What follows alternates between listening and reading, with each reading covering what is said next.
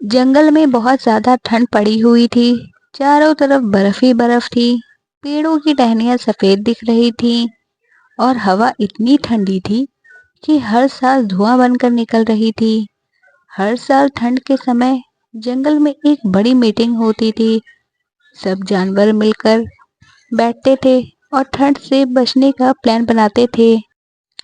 इस सर्दियों को इस सर्दियों की सभा कहा जाता था। लेकिन इस साल कुछ अजीब हो रहा था। एक छोटी सी प्यारी गिलहरी थी, चिंटू। बहुत चंचल, हमेशा दौड़ती भागती रहती। एक दिन उसने देखा कि उसके घर के पास वाले दो पेड़ों की छाल अंदर से सफेद हो गई है। ऐसा लग रहा था कि बर्फ पेड़ों के दिल तक पहुंच गई है। चिंटू डर गया, ये क्या हो रहा है। तभी ऊपर से धीरे से एक सफेद उल्लू उतरी, सोफी, जो बहुत शांत थी और शर्मीली थी। सोफी बोली, चिंटू, क्या तुमने देखा? पेड़ जम रहे हैं, मुझे बहुत डर लग रहा है। चिंटू ने हार में सिर हिलाया। हाँ, ऐसा तो पहले कभी नहीं हुआ। दोनों ने सोचा कि उन्हें ये बात सभा में जरूर बतानी चाहिए। रात में चांद बहुत चमक रहा था। जंगल के जानवर एक जगह इकट्ठा हुए। भालू, खरगोश, शाही, लोमड़ी, हिरन सब आए। बीच में बड़े ओक के पेड़ पर बैठे थे उल्लू दादा, जो जंगल में सबसे समझदार थे। उल्लू दादा बोले, जंगल में कोई बड़ी दिक्कत है। ठंड बहुत बढ़ गई है और हमें कारण पता होना करना होगा। तभी चिंटू और सोफी आगे आए। चिंटू ने डरते डरते कहा, हमने देखा पेड़ अंदर से जम रहे हैं। सारे जानवर चौंक गए। उल्लू दादा ने धीमे से कहा, ये साधारण ठंड नहीं है, ये फर्स्ट बीमारी है। सब जंगल में प्यार, अपनापन और गर्माहट कम होने लगती है, तब पेड़ बीमार पड़ जाते हैं। सब जानवर चिंतित हो गए। हिरण बोला, दादा, इसका इलाज क्या है? उल्लू दादा बोले, जंगल के बीच में एक जगह है, वार्म हार्ट स्प्रिंग, वही जंगल का दिल है। अगर वह ठीक हो गया तो पूरा जंगल ठीक हो जाएगा। पर वहां जाना बहुत मुश्किल था और ठंड भी बहुत थी। सोफी ने धीमे से कहा, मैं जाऊंगी। चिंटू ने तुरंत कहा, मैं भी। हम छोटे हैं पर कोशिश कर सकते हैं। उल्लू दादा मुस्कुराए, बहादुरी यही होती है। बच्चों, जाओ, जंगल तुम्हारी तरफ देख रहा है। दोनों अपनी यात्रा पर निकल पड़े। बर्फ बहुत गहरी थी। हवा इतनी तेज थी कि सोफी कई बार पीछे उड़ गई। रास्ते में उन्हें एक घायल हिरणी मिली।